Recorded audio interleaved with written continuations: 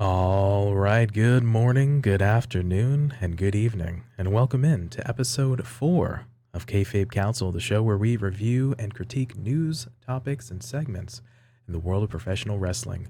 My name is PrettyTony, and alongside me is TFJ0ker. Joker, what's the crack? Cracks 90 as always, PT. Just chilling. This week has been a pretty long week, but not an awful lot of wrestling to fill that week for me. Whereas last week it felt like it was so much going on. And this week I was like, wait, it's only Tuesday. Like, wait, why isn't it Saturday yet? Come on, hurry up. Yeah, so there's, obviously ebbs and flows. The previous week, I think we counted about 15 or so hours of wrestling with the pay-per-view included. And yeah, I as well, like today, especially like this past week, felt like a longer week. So I don't know, maybe there's just the weather changing and all kinds of stuff going on. But yeah, I would say it's a bit of a weird one. It was definitely just that feeling of a longer week, especially with me changing my sleep schedule as well. I've been having those longer days, waking up a little bit earlier. But yeah, definitely going to blame everything else on this feeling of a really stupidly long week. Don't even get me started on sleep or sleep schedule. That can be a whole podcast on its own. Oh, I don't think anybody needs to hear us complain about how little or how much we sleep from an hour to hour basis. But yeah. Not even close. But like I said, we appreciate everybody checking us out on YouTube as well, and then checking us out on various platforms for the audio format as well. So thank you guys so much for coming along on the journey as well. As a reminder, again, you can find us in video form at youtube.com/KayfabeKouncil and in audio form wherever you get your podcasts from. On this week's episode, we look at Cody Rhodes wrestles injured at Hell in a Cell. And we also look at the state of the AEW women's division. But coming up first, Cody Rhodes wrestles injured at Hell in a Cell. So this was a very big story coming out of this week in wrestling for sure. The setup for this essentially happened 2 weeks ago on Raw. Cody was cutting an in-ring promo and was interrupted by Seth. They got in a little bit of a scuffle, and subsequently we had heard murmurings that he might have he might sustain an injury, which turned out to be his pectoral muscle in the fracas. And then cut to Friday, Cody is preparing for the Hell in a Cell pay-per-view, and while working out, he tears the pectoral muscle off the bone. And we heard news break sort of on Saturday and then really Sunday about whether or not he would end up being able to wrestle, which would potentially put the main event for the Hell in a Cell pay-per-view in jeopardy. But it ends up he was good to go and ended up wrestling at the pay-per-view. Yeah, this was a story we were actually talking about on the run up to the pay per view. You were messaging me on Discord. It's like, oh, it appears that Cody's injured, and I was just messaging back on. It's not like WWE not to mention something like that. Come on, like I don't believe it for the love nor money of this. What are you talking about? Lo and behold, yes. It was true. The funny thing is, like we hear about this slight injury that Cody sustained the week before, obviously with the combat around the ring side with Seth Rollins, and then maybe a small tear, and then he goes on and completely rips this off the bone. And the immediate question was, well, oh, how can he be cleared to wrestle? How can he be cleared to wrestle? Why is he doing this, that, and the other? It's like, well, we get that answer not but a couple of seconds in.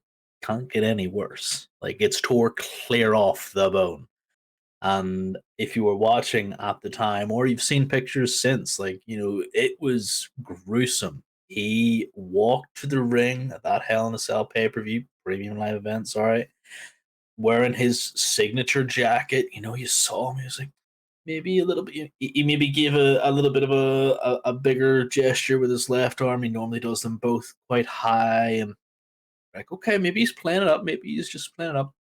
Takes off that jacket, and the roar of the crowd just kind of goes quiet. And whenever I was watching it, I was just like, ooh, like the breath was kind of sucked out of me. I'm a big Cody mark. I love Cody. I think what he's done to reinvent himself, to make himself this bigger deal, has been absolutely phenomenal. And I was just like, okay, I don't want a fourth match, but I'll take a fourth match if you just need to lose this real quick and go home. Like, it was it was clearly a game changer of an injury. Yeah, I definitely agree. The moment he took off his jacket again, sort of, I would also agree that I noticed sort of the air taken out of the arena itself. But it was more like, okay, we're realizing that again, his the right part of his chest was purple, and then obviously leading down to his right arm. And then sort of a gasp, if you will. You're like, ooh, sort of kind of gruesome scene, just to kind of see the aftermath of that. Was It, just kind of so rough looking. And to your earlier point about what, was he gonna wrestle type of thing, I think we were hearing conjecture that if it had just been torn, they may not have cleared him because he could have made the injury worse. But the fact that it was, tore clean off the bone, essentially it was sort of up to him because it could not have gotten worse. yeah, there was he hit the point of no return. Like, it was gone. It was legitimately as sore as it's going to get without someone poking it. Spoilers, it got poked an awful lot. And then you've got the fact that he's going to have limited movement, probably not going to be able to feel like his arm is there. His arm is working in complete capacity. And yeah, like, the only things that I was reading about, that I was hearing and reading about, was the fact that he could maybe possibly injure himself by overcompensating on his left hand side, on the other side of his chest, which is something that Cody was made aware of before the fight had taken place. So as long as he's made aware of that, he's not going to try and overcompensate and maybe injure the other arm, as well. That would have been sucky so much. Um, but he was able to put on an absolute amazing match. There was a lot of back and forth. There was a freaking bull rope in there, like, okay. With I was kind of sat there going, okay, this match can't go 20 minutes plus because Cody is clearly injured. It went 20 minutes plus. Like, it really did. It went in there. It went hard. There was nice back and forth. Kudos to Seth Rollins for protecting Cody through the entire thing and making it look amazing.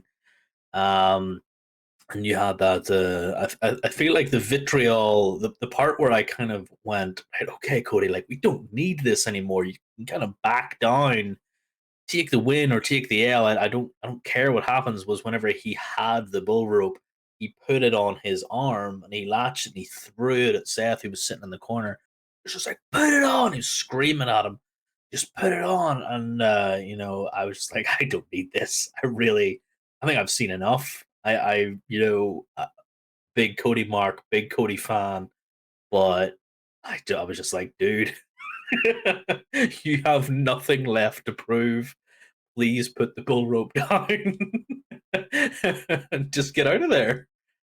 100% agreed. Again, they had one hell of a matchup with tables and a bull rope segment and sledgehammers and kind of the Sledgehammer, like. yeah. Yeah, and I for a guy who was really hurt, again, they had a very compelling and just told a good story, all things considered, with the obviously with the Hell in a Cell being there, which I actually appreciated. They didn't go like sort of full blast.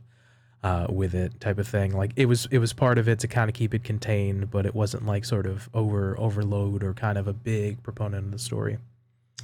But yeah, just again a really compelling story. I had heard conjecture that there was maybe like a huge like moonsault spot or a spot here or there that they might have taken out because of Cody's situation. But at the end of the night, Cody is victorious over Seth Rollins.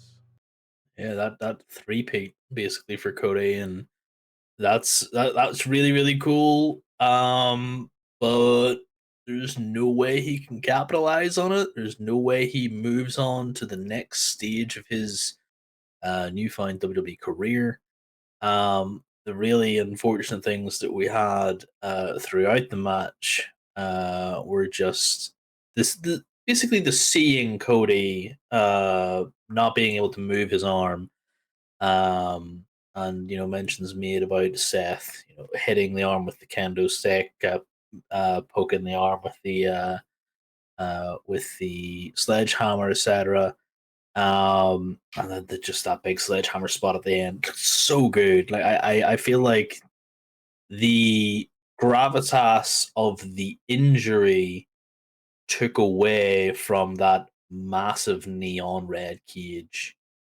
That in a premium lime event that is named after the thing that they're trapped in, it became, and they were the only Hell in a Cell match on the card. Let's not forget what we had said last week. Like, this is the only match on the card where they're in the cell, and yeah, like it almost didn't matter, which is no fault of WWE's.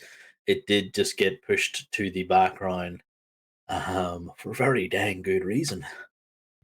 Yeah, again, you hit the nail right on the head that the fact that again it was the only Hell in a Cell match on a Hell in a Cell pay-per-view, but the nature of Cody's injury as well as the storytelling and everything that happened in it didn't we didn't need sort of that gimmickry of the actual match because they held us, in such regard and held our attention so much that it just they didn't need to like I'm gonna bounce you off the cage, just that and sort of all these sort of other generic pieces. So again, kudos to both men for being able to tell that story. Definitely was an amazing match. So after Cody wins the match, obviously you hear a huge outpouring of support from the wrestling world, from wrestlers as well as fans about appreciating Cody's effort and his strength and toughness for being able to not only perform but have a compelling matchup and then win the match as well.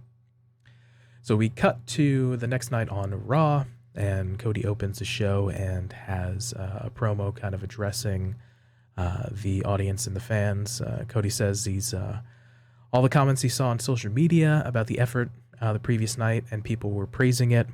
Says he doesn't believe in it because it is a privilege to do what he does. And he was him tearing his pectoral tendon off the bone is demoralizing, but he does not want to be sad or melancholy or downtrodden. Cody says that there's a member of the Rhodes family that you have not met, which he says is his daughter, Liberty. When she's old enough, he wants her to watch and to know that she could, what could be the lowest point of his career, he was not cynical or jaded. He stood and fought. He fought against one of the best in the game, Seth Rollins. And the trilogy has been written, and he is done with Seth Rollins. With that in mind, he wanted to take a moment to look above him and see the Money in the Bank briefcases. And he says that contract has eluded him. Cody says if somehow he's able to climb that ladder and grab the briefcase and cash it in to become the undisputed WWE Championship. So excellent start off to Raw as well as the promo to for Cody. I feel like Cody just has such really, really good promos recently. When it comes to him opening Raw, from his first promo back after WrestleMania, with him talking about how he wants to win the title because he wants to bring it home to his pop and stuff, and how he can't do that because obviously the dream has passed, and uh, that's all. He's had so many really really good promos about why he wants to pursue this and his reasons for being in WWE currently. And this was just no different. I felt like it was a very impassioned promo yet again, and not outside the realms of, God dang it, Cody, just why have you got to do this? Stop looking at the briefcases. Go home. Go get your surgery. Stop teasing people, because if the last 3 4 weeks of wrestling news, internet wrestling community will fall for everything, and they will just take conjecture to the wazoo and just believe anything you tell them. Oh, have we been either worked or shot, or shoots turned into works, or works into a shoot, and vice versa? So yeah, it's definitely when a worker says something, fans have been eating it up. Ooh, just fork over a knife. I don't know. Get another spoon in there. People get out. They're just eating it all up. Whether or not it's MJF, whether or not it's Cody. It doesn't matter the person or the place. People just eat up conjecture, especially when it comes to the internet wrestling community. So funny. So we have Cody just mentioning the undisputed championship and the Money in Bank. Out comes Seth Rollins. Rollins gets in the ring and dresses Cody. Says Seth still doesn't like Cody, but after what he ended up going through the previous night, he has earned Seth's respect. Seth says that World is saying that that's one of the gutsiest performances in history, and that is the truth. Saying that Cody is the toughest person he's ever been in the ring with, and he might be the last person to hear it from, but Dusty is very proud of his baby boy. And he came out here tonight after the night after WrestleMania, and Cody showed Seth respect and wanted to shake his hand, so he came out to return the favor. Yeah, this was a little bit of a classy move. A little bit of a classy move that I really enjoyed. Seth just showing yet again that he can eat a pin, he can take a loss, he can do whatever it is in this company that the company requires of him, and he can turn it to gold, because that is legitimately what happened. I enjoyed every single minute of it. Um, and then he comes out here, and I still feel like Seth freaking Rollins is a really big deal. Yeah, again, since he showed up in 2012 with the Shield, and obviously then they subsequently break up in the breakaways, held the World Championship since 2015, numerous titles been put into big storylines. Yeah, paired with the Authority when that was around, and all these kind of different things. And he's done a really good job of sort of being one of their main guys. Mm. He's always sort of there in the upper, you know, I don't know if there's a lower main event spot, but like upper tier of guys that they sort of count on. Again, outside of him being sort of injured for maybe like 9 or so months, a couple years back, he's sort of been a constant for the Fed for sure.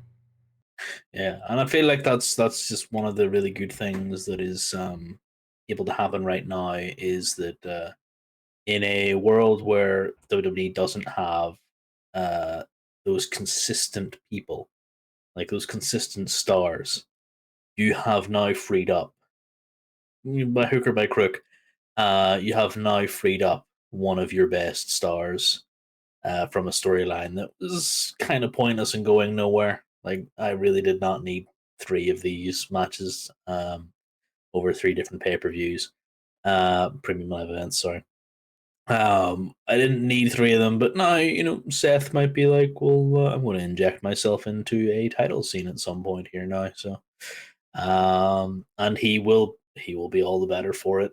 He will never be worse off, and he's just super consistent and really good. Definitely agreed.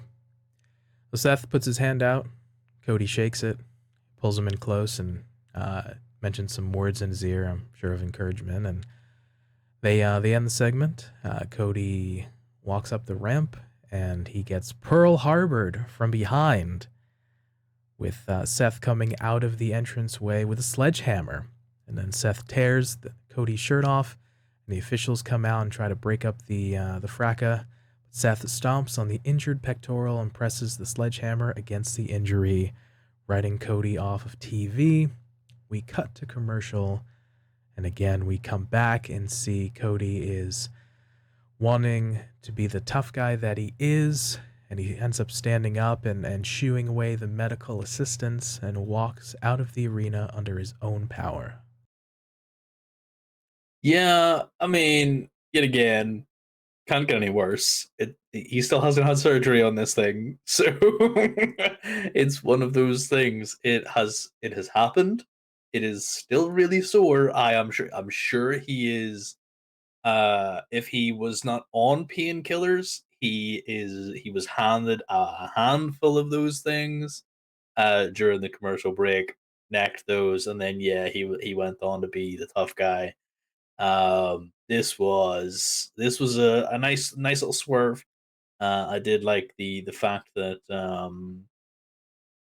we got Seth being the one to offer the olive branch and then rescind said olive branch and beat Cody over the head with it.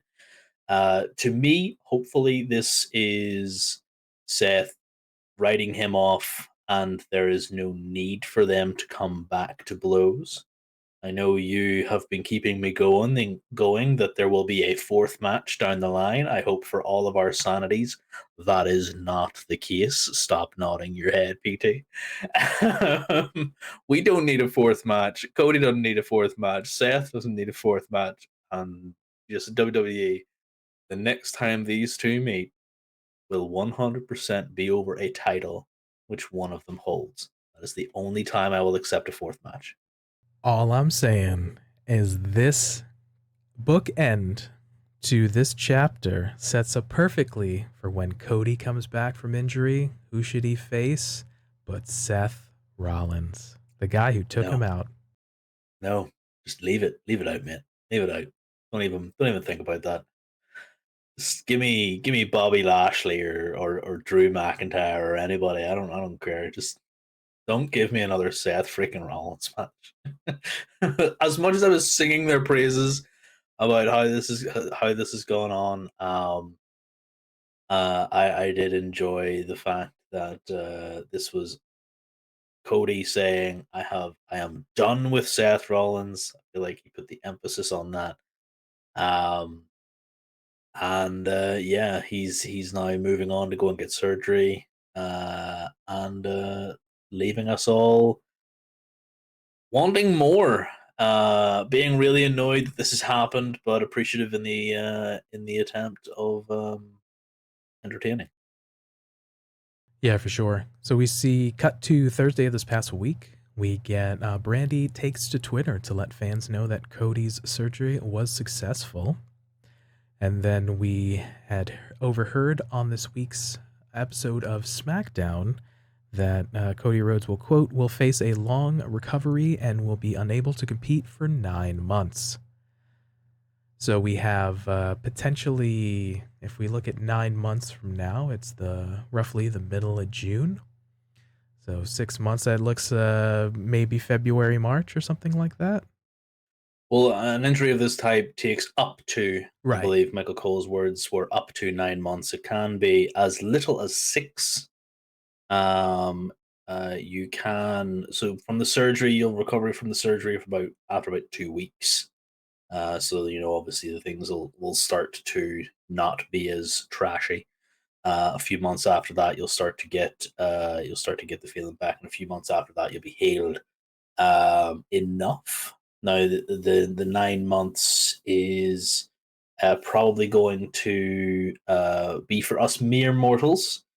Not sure how the healing factor of these absolute savage individuals is going to hold up, because Big Match John made a return months prior to his. I think he tore a bicep and he was back months before, or was it even a pec injury then as well? Whatever it was, he made a return so far in advance of whenever anybody thought he was going to be back.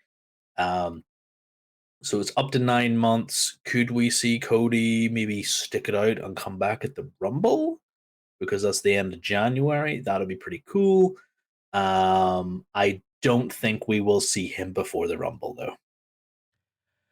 Yeah, you made an excellent point about I think the positioning was up to 9 months. Be that as it may, it's a serious injury. Obviously, when you tear a muscle off the bone, wherever it is on your body, it's pretty serious. Obviously, we saw it physically when the black and blue, as well as the bruising that happened on Cody's body for sure.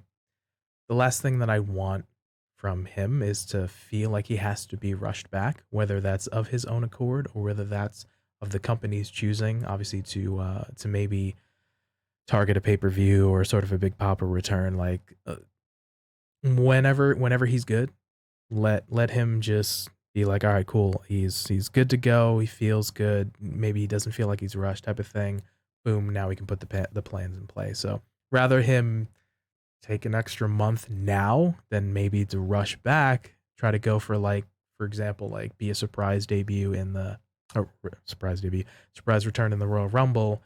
Maybe it's a little too soon, potentially gets re-injured again or has complications and then has to be out again. So, we just I get it'd be a good sort of pop, but again, just be kind of do the right thing for himself. The good thing is that if we do have him return, there's ways to do this where you have the Seth Rollins in at number one in the Rumble, and he lasts it out at like so many big names before him have done. He's on the way to doing this, but who comes in at number 30? The man who he put on the shelf. It was by his hands that he destroyed Cody Rhodes. Adrenaline pops at number 30. He walks down that ramp. He comes in. He does a couple of minor things because let's face it, he doesn't have to get into a major fist fight or anything. He doesn't have to do anything. And Cody just takes this worn down Seth Rollins, flips him over the top rope, and is the winner. And because he is the winner of the Royal Rumble, you do not have to have him compete for 4 to 8 weeks. There's another 2 months of him being on the shelf anyway in the lead up to then you got Elimination Chamber. I'm not sure if it's still Elimination Chamber, but whatever it is before WrestleMania, and then you have these things sort of culminate where he is back to fighting fitness in before WrestleMania, and he takes his rightful place as the undisputed WWE Universal Champion. I'm not mad at that booking. Yeah, I mean, him to potentially again show up, do a little something, potentially win the Rumble, and then lose to Roman Reigns at Mania. So Roman can continue his Bruno slash Bob Backlund 7-year run. Got to hit that target, brother. So yeah. I'm telling you, like my booking for WrestleMania has also been Roman will main event both days. He will lose a title on the first day, and then he will fight his cousin on the second day. And we're supposed to believe he loses the Universal title, and then boom, because he only has to only has to hold on to the Universal title. It's the one that he has held the longest. So he loses the black strap, holds on to the blue strap. Cody only wants the black strap. That's a tough call. I mean, then people would call into uh, his ability to hold on to a championship. We can go on varying degrees of But that's what conversation. you want. That's what you want whenever you have someone who's got both of the belts and hasn't defended them in 3 premium live events, by the way, and won't hold it over the next premium live event either. Thanks very much, WWE. But whenever you have somebody holding your big straps and he doesn't defend them, you kind of call into question, well, Why do we even have them? Do you know what the most prolific title is on WWE right now? I know. That would be the tag team championships. Exactly. And for a company that hates tag team wrestling, it's a little bit ironic. The irony in that, 100%. It's So, a little bit ironic that WWE's main title right now that has been defended the most in the weeks comparatively to the other main headline championships has been the tag team titles for the men's division. yeah, super weird in that aspect. So, remains to be seen about what Cody's recovery and rehab schedule kind of look like and see how they kind of bring him back into the fold. But speaking of Cody being injured, he's not the only sort of bigger name or kind of individual who's been either injured or ended up having to have surgery. A number of individuals, again, in the wrestling world, have been, sort of put on the shelf or going to be missing some time. For example, CM Punk just this past Thursday or so having successful surgery and will be out for an indeterminate amount of time. We have Bryan Danielson out with an unknown injury, potentially suffered at Double or Nothing. We have Adam Cole, who's injured for What's sure. Adam Cole got an injury for? Well, he's reported to be suffering from a torn labrum, possibly dating back to the AEW World Title match with Hangman Page, potentially as far back as March 6th at Revolution. Dang, okay, So, okay. also, the TNT champion Scorpio Sky, his knee had been bothering him prior to the match with Dante Martin on Rampage, but he ended up straining a leg muscle, and that goes from his knee to his groin. And then, ultimately, of note, Matt Cardona, the NWA World Heavyweight Champion, suffering from a torn bicep. So, a lot of sort of bigger names or kind of prominent figures across the board in the wrestling world, across numerous companies, ended up being injured. So, I mean, it's sort of put up or shut up time for potentially the company to see how the companies themselves rather see how they sort of parlay that, how they can have other talents potentially step up and fill those gaps and plug those gaps, and we'll see how things play out. Yeah, the injury bug is definitely going around, unfortunately, for some people. Some of those injuries you can call into question as much as you want. I know I am a little bit cynical, and I will call into question the injuries of CM Punk. I will call into question the injury for Scorpio Sky because Scorpio Sky injury. And I also would like to call into question, maybe a little bit less so Adam Cole and Bryan Danielson. Unknown slash indeterminate injuries to me, unless they are repeatedly reported on, are grabs at ratings. And that is me being cynical because, oh, well, we're taking this big name out for a while. If they need rest, if they need time away, just say so. We don't care. We know they're human. We know they need it. They shouldn't be on the road as much as they are. They shouldn't be doing, these work schedules that they have are absolutely insane. I couldn't keep up with it. There's no way in hell I could. So if you had said to me, it's like Bryan Danielson needs a mental health break, needs to go and recharge his batteries, take a couple weeks off, but like, sweet, my guy, just you go and do whatever you need to with the family, come back, slap some heads, kick some heads, whatever you need to do. And then yeah, the Matt Cardona sort of torn bicep. Saw that there. Saw him. Still not loved by his fans. Is young Matt Cardona, but all the best to him as well after undergoing successful surgery. Yeah, there's been some potential. It's been in terms of Bryan Danielson rather. There's been some unconfirmed reports that he may have suffered concussion again, and with his history of neck and concussion injuries, I could potentially understand why they may not, if that is indeed the case, may not want to mention it as well. So, but regardless, I'm in agreement again that you'd want to have least I get it from a storyline perspective, having a notion of them being out or why they're maybe not on TV. Totally understand. Again, it's a television show. To sort of have the fans understand why. But yeah, again, I'm totally okay with having a roster on either company just to say, hey, you know what, you had a super rough match at a pay per view. Maybe take a week or two, and obviously we have enough big enough roster we can cycle folks in and out. So I'm okay with that. Yeah, definitely something I would have preferred they do, as opposed to injury, and also it like we've talked about concussions before, you and I, about how important it is to look after these individuals, longevity of their careers, pales in comparison to the longevity of their lives. So if it is concussion, that is 100% fair enough. I would never put down the fact that anybody suffering from concussion needs to get back in the ring, because it's nothing. It is, if not sometimes more serious than a broken bone. So please.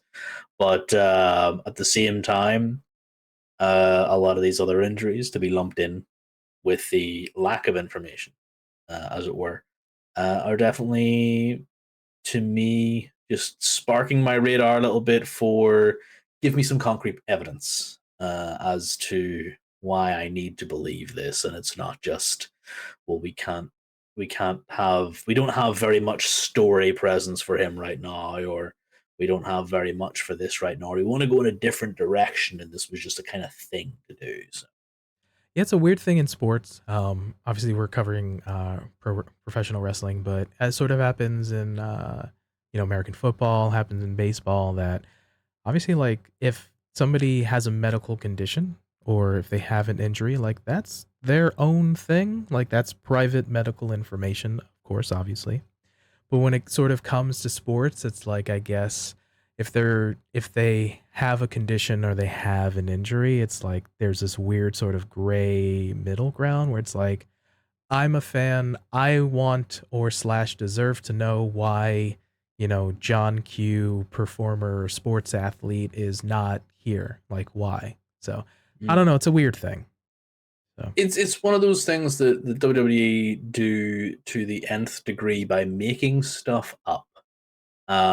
Recently, I can't remember what Kayla Braxton mentioned, but it was something stupid and made up about somebody at a premium live event, and then last night on SmackDown, because it literally just came into my head. I can't remember what it was, but she was saying that she was injured, and you could see Ronda Rousey in the background just refusing to have an ice pack put on. I'm like, just tell us anything. Like, I'm sure these medical professionals know the names of muscles and bones and things like that. There, you could say they can tell you that she has a bruised femur. I don't know. I don't care. Just make something up that sounds good, not imaginary. You know what I mean? If you're going to do it the WWE way, at least come up with something that sounds believable, not just he's hurt his toe, or sorry, he's hurt his lower leg, and that's all we've got for you right now for the last 3 weeks. yeah, it's one of those weird things, but we hope all the folks that are injured, obviously Cody, Punk, Danielson, Cole, Sky, Cardona, and the other guys and gals that are banged up, we hope them a speedy recovery. Definitely. Moving on to the next topic here, the state of the AEW women's division.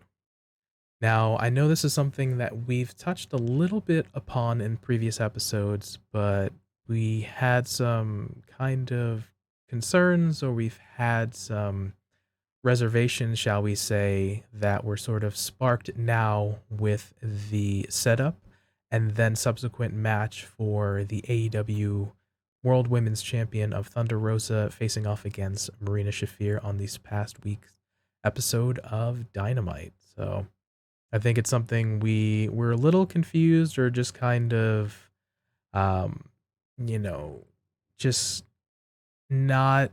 sort of felt like informed, or we're a little confused about where the direction of the women's division is going. Yeah, that's really an understatement. I have had an issue with the state of the division for a long time. That is to say that do you not have enough people in the division? Do you not have enough good talent?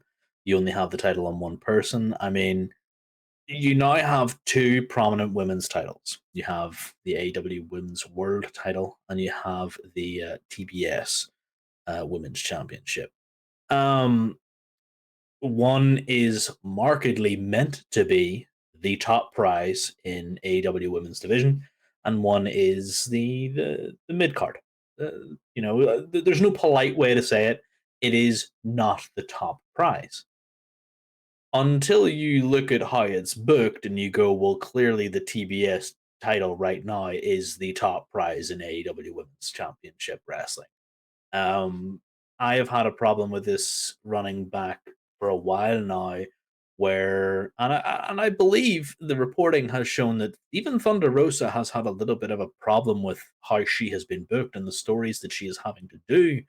Um, she is being put into title runs that have no build. They are shoddily put together. They are with whoever is available, it seems to me. That's my opinion. And they just make absolutely no sense. This most recent example is on an interview before Dynamite went live. Uh, the women's world champion, the top prize holder, was putting out an open challenge.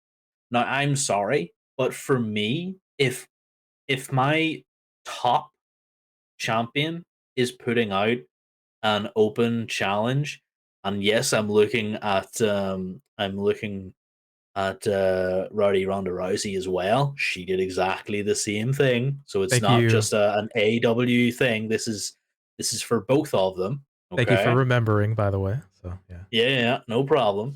If you're putting out a uh, an open challenge to anyone in the division, then and it gets immediately answered, you have not done enough to make the person who is answering the call a big enough deal to be warranting this title on their own dime. Raquel Rodriguez put on a really good show. She was an absolutely amazing talent. Have her run through the division and make her claim on that alone. Have her win and then go against the champ and see what happens. Because you do not have them go out there, put on a really good show, and then lose, and then what? Cool, now I've got to go through the exact same process again next week, apparently, because that's what Raquel Rodriguez did. But Marina Shafir, the problem, she came out, obviously did whatever she normally does, and lost. It wasn't a particularly memorable match, in my opinion. And then all of a sudden, you have Marina Shafir taking the L and um, losing her head and beating up Thunder Rosa, obviously, because come on. Only for Tony Storm to run in and make this save. Now, I have I have more issue with that as well. But like, how do you warrant this initial match made off screen, because at least Ronda's was on TV time, was Fair. live and was on TV time. Thunder Rosa's was made before the show went live in a backstage segment during an interview. Like, she didn't get time to go out to the ring. She didn't get to go out to proclaim, I am the top of this division. I have beaten this, and this. I am La Mera Mera, and I am absolute boss. No, no, no. You get a backstage segment. Stop treating these individuals like absolute trash. She is your champion, and she should be treated as such. I'm definitely in agreement. We've seen again, you hit the nail on the head with Rhonda coming out and saying an open challenge, and then which was featured on the show, and then you ended up having again, it was a pre-tape backstage segment. Say, hey, I'm opening it up, and you had varying degrees of folks answering it. And again, what sparked the initial qualms of the conversation was Marina, who if I'm not mistaken, was ranked in the top five.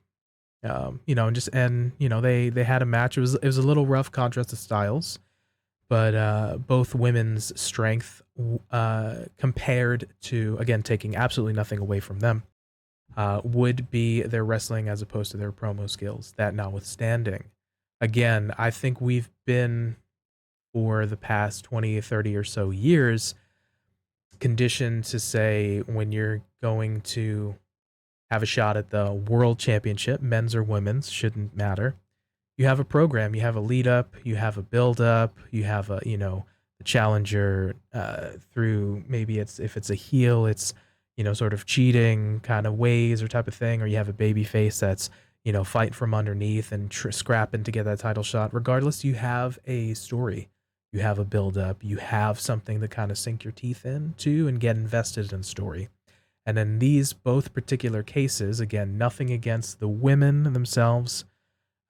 We both mentioned, and me specifically, saying I'm always for the workers. I want the guys and the gals to be successful. But when they're not given sort of those right storylines to be put into, I just kind of get like, where do you want me to be invested in when there isn't a story to be invested in? Exactly. And that is the problem. How am I meant to believe that this title that Thunder Rosa holds is meant to be worth something when you controvert it's a hot take, controversial take, whatever you want to call it. I enjoyed Britt Baker's run because she was a heel, and she was just really really good at making us want to hate her. The underhanded tactics, the DMD squad just kind of rolling in, doing things that they do. And you just have this champion who was doing anything to win, and still showing that she had the skill to back that up. Whereas you have a champion, and maybe again, it is the cynical part of me. I want to see these women in opportunities to present their amazing wrestling. And I'm not saying that we need to see powerhouse styles out of Thunder Rosa. She is a very high paced individual. There's a lot of lucha stuff in her arsenal, as is warranted by her background and training. And but she's really good. She's really technical. She's really strong. Like you said earlier, she has not really maybe got the best promo. And I would 100% agree with that. That is very hard to kind of teach individuals. Kind of have to have that charisma. Um, and I feel like maybe she deserves a mouthpiece. You don't really see too many baby faces with a mouthpiece anymore. So I feel like she would be the one of these people that would benefit from that. But taking that aside, we don't need that to do the talking for her because her skill should do that. So put her in these contests and build them up, and have them progress and have them longer than 7 8 minutes. The build to the Thunder Rosa Serena Deeb match was super short. And it was like, okay, well, I'm challenging for that title. We saw nothing between them beforehand. Like, there was nothing really between them to warrant Serena Deeb going, other than the fact Serena had, built up a resume of wins. Um, there was nothing between them that had said, okay, cool, well, this should happen. Serena lost at the pay per view, and now we haven't seen anything of her. We should really be seeing her do the Adam Cole thing, where she comes back again, and she comes back again, and she should be the one challenging Thunder Rosa, putting Thunder Rosa to the test, and just proving that that she should be champion, and then when the next contender comes in, maybe lose the title then. I feel like Thunder Rosa is going to have the same difficulties as Adam Page. She is following a really good run. Whether or not you agree or disagree, it was still a very good run by Britt Baker. You're following a really really good run by a talented individual. Your career is not going to be marred by an unsuccessful first run with this belt. She is going to have another run with this belt. Take it off her, give it to someone else, restart, bring her back, give her the title, get better at this. Stop treating them like second class citizens in this division, because it is proven with the way that you're building up Jade in the other side of this division, this other side of this women's division, that you know how to build up champs. You know how to build up really good uh, female competitors. Because come on. Yeah, you mentioned that it's not a lack of trying per se, because we've seen sort of the tale of two cities, if you will. We've seen the nature of how the TBS championship and Jade Cargill, obviously under the right circumstances, under the right booking, under the right storytelling, has been on TV significantly more than Thunder Rosa, has had more prominent television time and segments, again, than the world champion Thunder Rosa. So you can see, again, all things considered, how they can have strong uh, programs and strong storytelling for their women's division. So it's not like it's a completely foreign topic or subject to that. I would agree that, again, if you're looking at the casual thing, again, uh, Jade feels more important, and the perception is that, you know what, again, if you base it on TV time and things of that nature, seems like kind of the bigger deal than Thunder Rosa. Again, no, notwithstanding. Mm. I'll agree with you in the aspect of having be a tough act to follow. Again, Page, Hangman Adam Page taking the title off Kenny Omega. It's again tough act to follow. And Rosa again had a tough act to follow in. I mentioned it before. Tony Khan's Charlotte in Britt Baker, and that's not a knock on Britt. Um, both obviously Charlotte is a phenomenal athlete, and has been very prominent in WWE. And Britt Baker, she can work. She now, of course, since she's turned heel, shown she can definitely carry a promo and have some charisma and kind of be the one. And she's unofficially sort of, again, perception is reality, been sort of the Tony Khan's chosen one in terms of the women's division. It's also looking like Jade's, also a sort of chosen one, if you will. But again, we want, is it too much to ask to have good storytelling? We've seen, again, I'm getting a little long in the tooth, Jade can have good storytelling, and the folks surrounding her. We see it with a little bit of Chris Statlander, Athena now coming in. We're sprinkling in some stories. We necessarily didn't get that full stop with maybe Serena match with Rosa at the pay-per-view. We I don't want like start stop kind of the booking a little bit with Anna Jay. She had the shot, finished the match at the pay-per-view, no sold, got up, no sold Jade's finisher off the Brett's rope, and then have Athena's debut type of thing. So again, I want her to be pushed strong. I want her to have good story. I want all the ladies and all the workers, male or female, to have strong storylines going in. We I think we want better, and we have yet to have it figured out what the direction, at least, of the world championship on the women's side is looking like.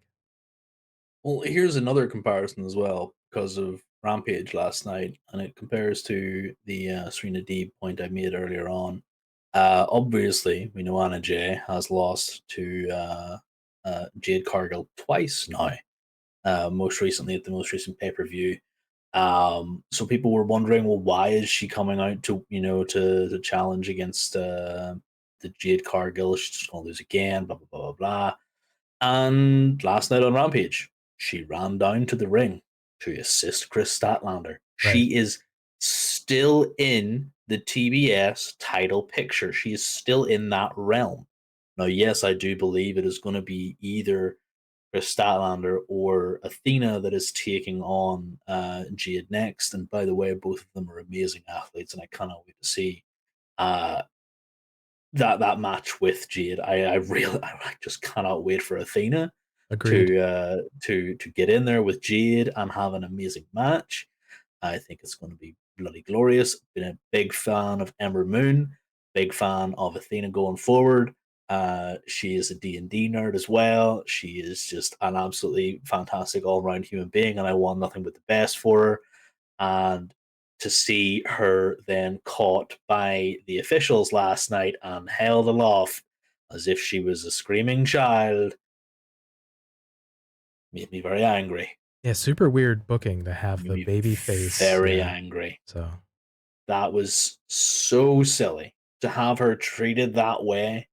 Like I get it, she comes down, she's angry, but why was she caught in the air? Why was she being held like that? It made no sense to me, especially whenever Chris Statlander and Anna Jay were like no longer seen, but you saw the bodies up in the ring with Stokely there as well. It was just there's two different sides to this women's division. I'm preferring the TBS side, and I really want them to pick a mainline championship and tell me that this is the one you should care about. Because at the minute, my brain is thinking the world championship is supposed to be the big one, and this is the mid card one, but the mid card one's being pushed more. My brain doesn't know what way to think here, And again, you're treating your female competitors vastly different to your male competitors, and it annoys me. agreed. Right. Again, the perception is the TBS championship is at least more prominent and has a slightly more clear direction. With potentially Athena, a little bit of Statlander in there, and a J, obviously most recently. What's going on with the World Women's Championship before the champion Thunder Rosa? Is it we had Britt Baker cut a promo on this week's episode of Rampage. We saw Tony Storm come in to make the save when Marina Shafir was doing a post-match beatdown on Rosa. She picked up the title, had a little glare at each other. So is potentially Tony Storm gearing up to have a shot at it? Britt Baker mentioned, no, I should be in there. So, again, what does that sort of look like? Again, uh, the World Women's Championship title picture, a little bit unclear. TBS Championship seems to be a little bit more fleshed out and clear for that. Yeah, definitely, and I know I mentioned earlier you just brought it up there. Tony Storm coming in for the save and did that old cliche of looking at the title as she was handing it back to Rosa, and we all know what that means. It means here you go, there's your title back. I have nothing to do with you, and I will kindly take my place in line. But we all know it actually means that I would like a chance to take on you for this title. I'm not saying that Tony Storm does not deserve a title shot. Does she deserve it right now? No. Reason for that? Well, she lost to Britt Baker in the Owen. Well, why does it's the same reason Chris Statlander does she deserve a chance at the TBS title? Maybe not because she's kind of embroiled herself. She's intertwined with the baddies right now. So she's in that circle. And I feel like there is going to be a trios match coming soon before there is a anything to resolve that. But before I get confused with that, the whole thing with Britt Baker then pointing out that Tony Storm was kind of looking at this title. It's like, well, I beat you. I'm holding the belt, the trophy belt. Don't you look at that title? That's not your title. I deserve that way more than you. And she does. By all realms of logic, the last person to beat Tony Storm was Britt Baker. So why not? I feel like they've done a really, really good job of keeping Britt Baker away from this scene. They've given her things to do. They've given her people to feud with. And now, unfortunately, they need to bring her back in. If I may make a slight counterpoint or bring up a notion, yes, Britt did win the Owen on the women's side, of course. But you look at the next match she had, tag team match with she and um, the young lady whose names escape me, her partner. Jimmy Hater? Thank you. Thank you for, because I had it and I lost it. She teamed up with Jamie Hayter, and Britt ended up getting pinned by Ruby Soho and Tony Storm. So even though Tony Storm was on the winning side, it was this weird kind of piece where although Ruby lost to Britt at the pay-per-view in the Owen, she got the pin, got her win back in a tag team match. So like, is Ruby Soho part of that picture? Is she, even though she was on the winning side with Tony, is it like now is Ruby and Tony sort of a type of thing? Are they both considered? Does Britt get it beforehand, even though she lost the tag team match? So it's again, the notion of it being unclear. Ruby suffers from the fact that she is a very good hand. Now, we've all heard that term thrown about for individuals that they're really, really good at what they do, but they're probably not meant to be in the title picture. I like Ruby Soho. I think she is a fantastic person. I also think that there's just other people that I personally maybe rank higher than her in my own personal rankings. Like, do I want to see Chris Statlander hold the title? Hell yeah, I do. Do I want to see Athena hold the title? Hell yeah, I do. Do I want to see Ruby Soho hold the title? Hell yeah, I do. Just maybe I would like to see Athena hold that title first. Or I would like to see Tony Storm. Personally, I'd maybe put Tony Storm as well there. I'm not as big a fan as of Tony Storm either, but it's just personal. I've not really seen too much of her comparatively to these other individuals that has been like, oh yeah, no, super good, and made me instantly fall in love with the fact that she's there. Uh, but it's just one of those things that I do agree with the fact that there is that sort of murky surrounding the AW Women's Title picture with that tag team pin. But it was a tag team match. I don't care about that. That's not a singles. That's not a singles AW Women's Title contenders match. It's got nothing to do with it. It's also before whenever she took that pin, they weren't in the title picture. They weren't talking about it. Tony hadn't looked at the title. They were talking about the Owen. This is so to me that instance doesn't exist in the singles realm for these individuals. And I feel like they're going to have to throw enough at this women's title picture and take the title off Thunder, and then have a short reign on Britt for it to be taken by a babyface. I feel like that's it feels like hot potato, but it's a reset to me in my head. The way it works is you're taking it off Thunder, you remove her from the situation, and then whatever it is, you put it back onto Britt for all I care. And then you have some sort of blow up where Hater or Rebel cost her the title in a fight against Ruby or Tony. Whatever it may be. And then at the same time, you have Jade lose her title to Athena, Chris Statlander, or whoever it is, Anna Jay.